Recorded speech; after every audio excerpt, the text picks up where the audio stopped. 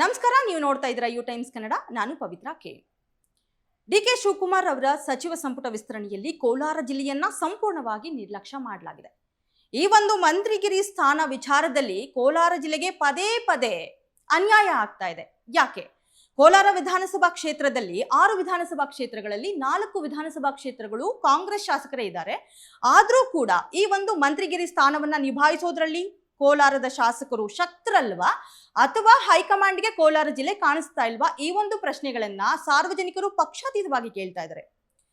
ಇನ್ನು 2023ರಲ್ಲಿ ಸಿದ್ದರಾಮಯ್ಯನವರ ಸರ್ಕಾರ ಬರುತ್ತೆ, ಅಲ್ಲಿಯೂ ಕೂಡ ಕೋಲಾರ ಜಿಲ್ಲೆಯನ್ನ ಕಂಪ್ಲೀಟ್ ಆಗಿ ನಿರ್ಲಕ್ಷ್ಯ ಮಾಡ್ತಾರೆ. ಅಂಡ್ ಈಗ ಡಿ.ಕೆ. ಶಿವಕುಮಾರ್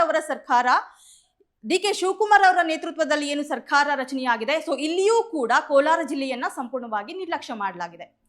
ಒಂದು ಕಡೆ ಹ್ಯಾಟ್ರಿಕ್ ಗೆಲುವನ್ನು ಸಾಧಿಸಿದಂತಹ ಬಂಗಾರಪೇಟೆ ಶಾಸಕರಾದ ಎಸ್.ಎನ್. ನಾರಾಯಣಸ್ವಾಮಿ ಅವರಿದ್ದಾರೆ, ಮಾಲೂರು ಶಾಸಕರಾದ ನಂಜೇಗೌಡರು, ಮತ್ತೆ 2 ಸರಿ ಶಾಸಕರಾಗಿದ್ದಂತಹ ಕೊತ್ತೂರು ಮಂಜುನಾಥ್ ಅವರಿದ್ದಾರೆ, KGF ಮೀಸಲು ಕ್ಷೇತ್ರದ ಶಾಸಕಿ ರೂಪಕಲಾ ಶಶಿಧರ್ ಅವರಿದ್ದಾರೆ. ಸೊ ಇವರು ಯಾರು ಕೂಡ ಸಚಿವ ಸ್ಥಾನವನ್ನ ತೆಗೆದುಕೊಳ್ಳೋದಕ್ಕೆ ಅರ್ಹರಲ್ವಾ?